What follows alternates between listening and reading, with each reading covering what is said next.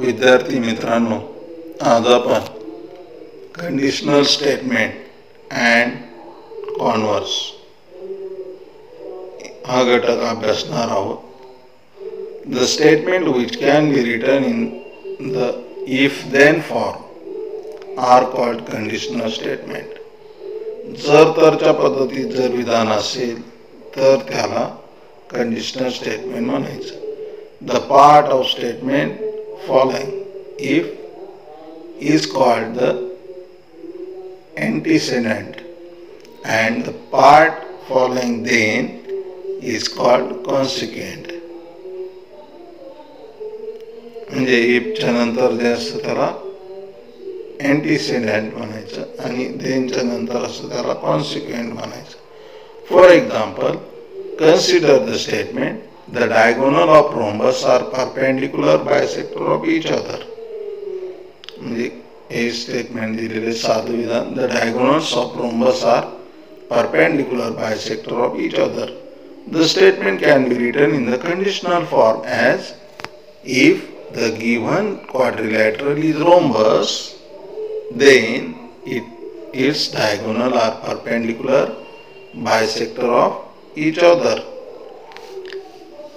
If the antecedent and consequent in the given conditional statement are interchanged, the resulting statement is called converse of the given statement. म्हणजे बदल केला, आदला बदल केला तर काय होईल, कॉन्व्हर्स मिळतं सांगितलं. If the conditional statement is true, its converse is not necessarily true. म्हणजे जर कंडिशनल स्टेटमेंट जर खरं असलं तरी त्याचं कॉन्व्हर्स खरं असेलच असे नाही. Study the following example. खाली काही एक्झाम्पल दे. Conditional statement. If a quadrilateral is rhombus then its diagonal are perpendicular bisector of each other. If quadrilateral is rhombus, जर दिलेला चौकोन हा समभुज चौकोन असेल तर त्याचे जे कर्ण आहे ते परपेंडिक्युलर बायसेक्टर असतात. कॉन्व्हर्स काय होईल मग? आता if the diagonal of quadrilateral are perpendicular bisector, interchange केले बघा, of each other, then it is rhombus. तिथं रोम्बस दिला होता आणि डायगोनल परपेंडिक्युलर बायसेक्टर दाखवायची होती. तर डायगोनल्स परपेंडिक्युलर बायसेक्टर दिले चौकोनाचे आणि तो चौकोन रोम्बस हे दाखवायचे. If in the above example the statements and the converse are true, both are true, correct. Now consider the following example. Conditional statement दिलेले. If a number is a prime number then it is even or odd. जर दिलेला number हा prime number असेल तर काय असतात ते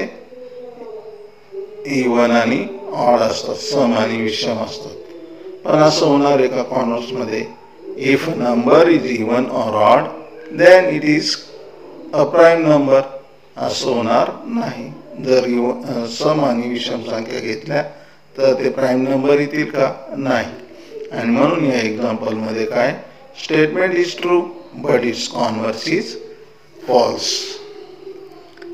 त्यानंतर आहे प्रूफ म्हणजे सिद्धता, प्रमेय.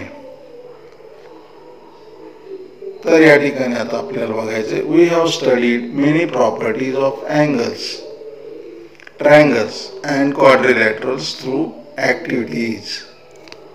In this standard we are going to look at the subject of geometry with different point of view, which was organized by the Greek mathematician Euclid, who lived in 3rd century before Christian era. He gathered the knowledge of geometry prevailing at the time and streamlined it. He took for granted some self-evident geometrical statements which were accepted by all, called them postulate. Postulates म्हणजे गृहीतक. जी विधाने सर्वांसाठी सत्य असतात तिला काय म्हटले? Postulates म्हटले. सर्वजण म्हणतात ही विधाने सत्य आहेत, ती सिद्ध करण्याची आवश्यकता नसते, त्यांना पोस्टुलेट्स किंवा गृहीतक म्हणतात. He showed that on the basis of postulates, म्हणजे या पोस्टुलेटच्या आधारावर some more property can be proved logically, इतर जे गुणधर्म आहेत ते लॉजिकली प्रूव्ड करता येतात या गृहीतकांच्या आधारे.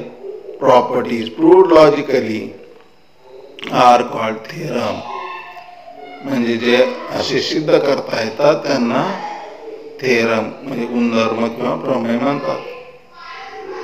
सम of Euclid's postulates are given below, काही गृहीतक खाली दिलेली आहेत जी युक्लिडने सुरुवातीला मांडले. मग त्याचा आपण या ठिकाणी अभ्यास करूया. पहिलं गृहीतक, there are infinite lines passing through a point, एका बिंदूतून अनेक रेषा काढता येतात. तर हे गृहीतक आपल्याला सगळ्यांना काढता येईल. एक बिंदू घ्यायचा आणि मग त्याच्यातून जाणाऱ्या रेषा आपण काढू शकतो. मग या ठिकाणी समजा एक बिंदू घेतला तर यातून जाणारी ही लाईन आहे. आता तुम्ही पट्टीच्या सहाय्याने ही पण लाईन जाईल, ही पण जाईल, अशा अनेक रेषा काढता येते तुम्हाला. म्हणजेच काय, हे गृहीतक आपल्याला सिद्ध करण्याची गरज नाही, हे फक्त ऍक्टिव्हिटीच्या रूपाने आपण सांगू शकतो. दुसरं गृहीतक आपण बघूया. There is one and only one line passing through two points, जर दोन बिंदू घेतले तर काय होईल? एक आणि एकच बिंदू लाईन जाईल. हे दोन बिंदू घेतले त्यातून काढलेली लाईन ही किती असेल? एकच. ह्यात दोन्हीतूनही गेलेली पाहिजे अशी एकच लाईन आपल्याला काढता येते. हे गृहीतक युक्लिडने सुरुवातीला सांगितले. थर्ड गृहीतक आहे, a circle of given radius can be drawn taking any point at its center, म्हणजे सर्कल काढता येतं दिलेल्या त्रिज्येचा. जर एका प्रतलात एक बिंदू घेतला आणि तो सेंटर मांडला, तर एक बिंदू घेतला आणि एक बिंदू या ठिकाणी घेतला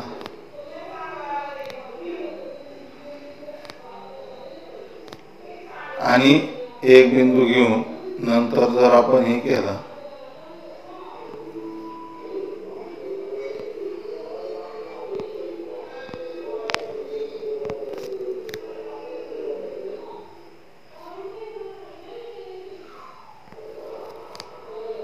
एक बिंदू या ठिकाणी घेतला आणि कंपास माहिती तुम्हाला, त्या कंपासमध्ये जर विशिष्ट अंतर घेतलं तर आपल्याला सर्कल काढता येतं.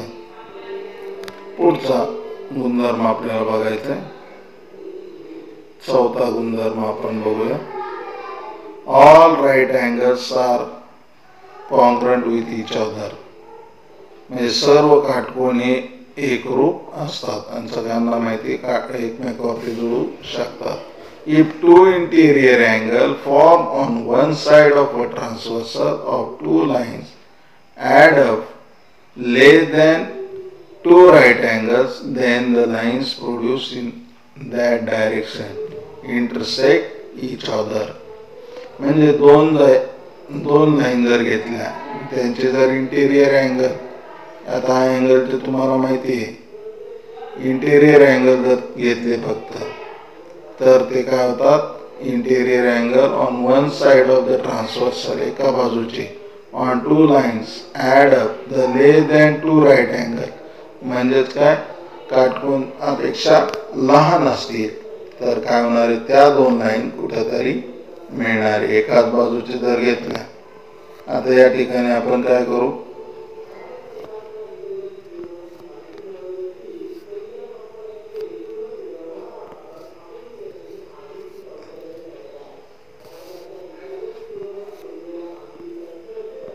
तर या ठिकाणी दोन लाईन घेतल्या आणि त्यांचे इंटेरियर अँगलची एक पेअर जर लघुकोन घेतले, म्हणजे लेस दॅन राईट अँगल असं सांगितलं, म्हणजे लघुकोन घेतले, तर त्या ठिकाणी तयार होणारे जे कोन असतात ते काय होतात?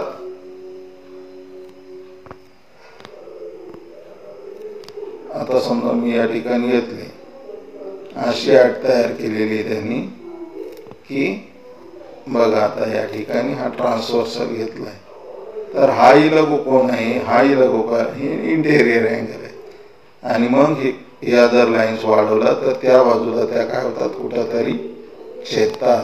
म्हणजे ही फक्त ऍक्टिव्हिटी आपल्याला काढता येईल. दोन लघु कोण घेता येतील इंटेरियरचे एक पेअर, आणि मग त्या ठिकाणी ते लाईन्स काय होतील, कुठंतरी छेदतील. तर ही ऍक्टिव्हिटी होईल. पुढे आपण जाऊया. We have verified some of these postulates through activities. म्हणजे आपण ऍक्टिव्हिटीच्या रूपाने करू शकतो.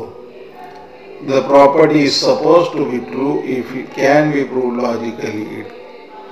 It is then called theorem. The logical argument made to prove a theorem is called proof. सिद्धता म्हणतात. जर ही लॉजिकल आर्ग्युमेंट जे आहे ते सिद्ध करण्यासाठी जी क्रिया केली जाते तिला प्रमेय म्हणतात. When we going to prove that the conditional statement is true, its antecedent is called given part. जो सुरुवातीचा असतो त्याला if नंतरचा जो असतो त्याला given parts म्हणतात. The consequent is called the part of proved. To be proved म्हणजे साध्य म्हणतात मराठीमध्ये, आणि पक्ष म्हणतात. लक्षात ठेवा, इफ नंतरचं जे असतं त्याला पक्ष म्हणतात, आणि देन नंतरचं जे असतं त्याला कॉन्सिक्वेंट म्हणतात इथं. पण देन नंतरचं जे असतं ते साध्य असतं, म्हणजे सिद्ध करायचे ते. There are two types of proofs. दोन प्रकारची प्रमेय सिद्धता असतात. डायरेक्ट अँड इनडायरेक्ट म्हणजे प्रत्यक्ष आणि अप्रत्यक्ष सिद्धता. Let us given direct proof of the property of angle made by two intersecting lines. Direct प्रूफचे हे एक्झाम्पल या ठिकाणी दिले. The opposite angle form by two intersecting lines are of equal measures. Let A B and C D intersect point O. A B आणि C D O या बिंदू छेदतात. Such that lines are equal measures. Intersecting lines are equal measures म्हणजे opposite angles equal दाखवले. line A B O such that A dash O dash B and C dash O dash D. A dash O dash B म्हणजे O हा दरम्यानचा बिंदू आहे. C dash O dash D म्हणजे C D च्या दरम्यानचा बिंदू आहे. तर हे आपल्याला दिलेले आहे. टू प्रूव्ह म्हणजे पक्ष आधी गिवन कळालं. पक्ष टू प्रूव्ह म्हणजे साध्य. काय साध्य आहे तर angle A O C is equal to angle B O D, आणि अँगल ए ओ किंवा बी ओ सी हा angle B O C is equal to angle A O D.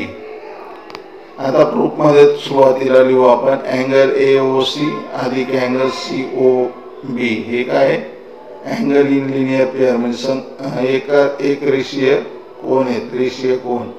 आणि मग एक रेषीय जर कोण असेल एका रेषेमुळे तयार होणारे कोण तर यांची बेरीज 180 असते. तीच पहिल्या इक्वेशन मध्ये दाखवली. Angle A O C plus angle C O B is equal to 180.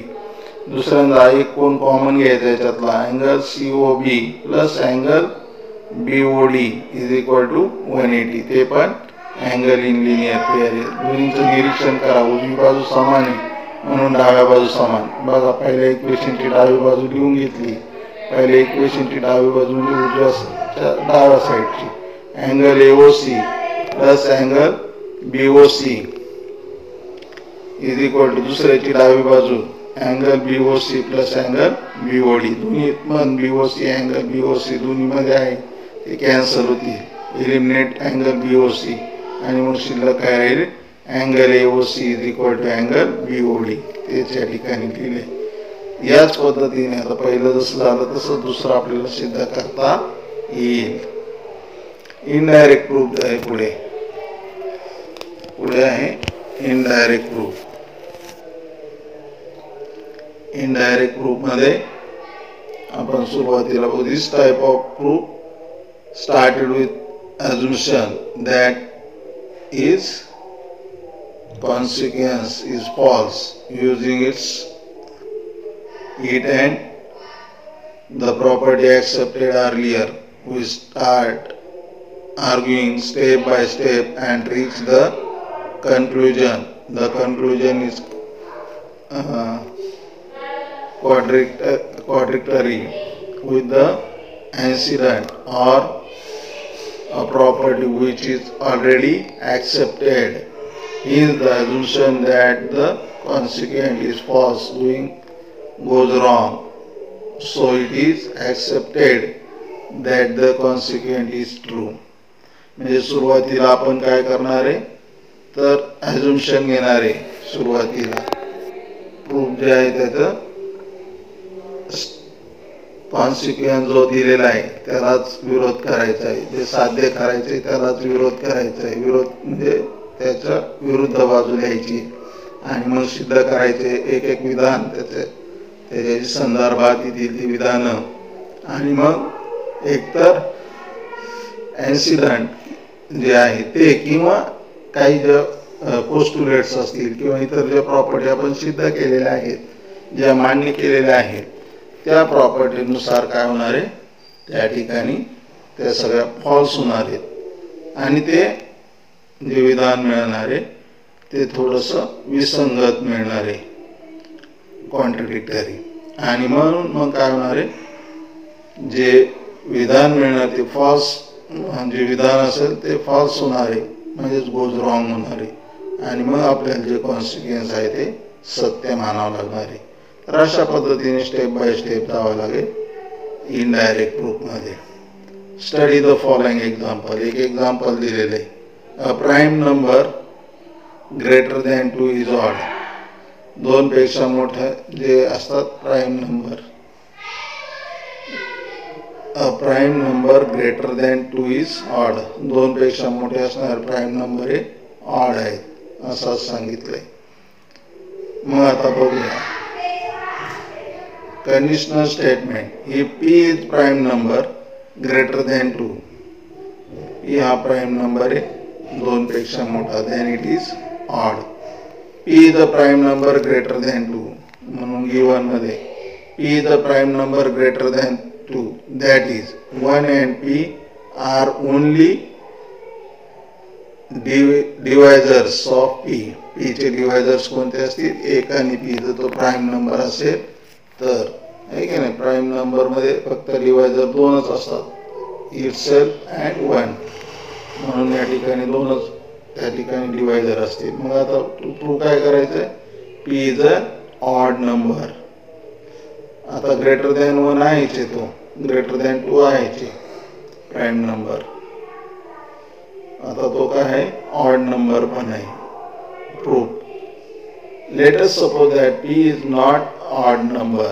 याला विरोध केला आहे म्हणजे याच्या विरुद्ध लिहिलेलं आहे P is not odd number. P जर ऑड नाही तर तो काय असेल इवन असेल. So P is an even number म्हणून पी हा काय आहे इवन आहे.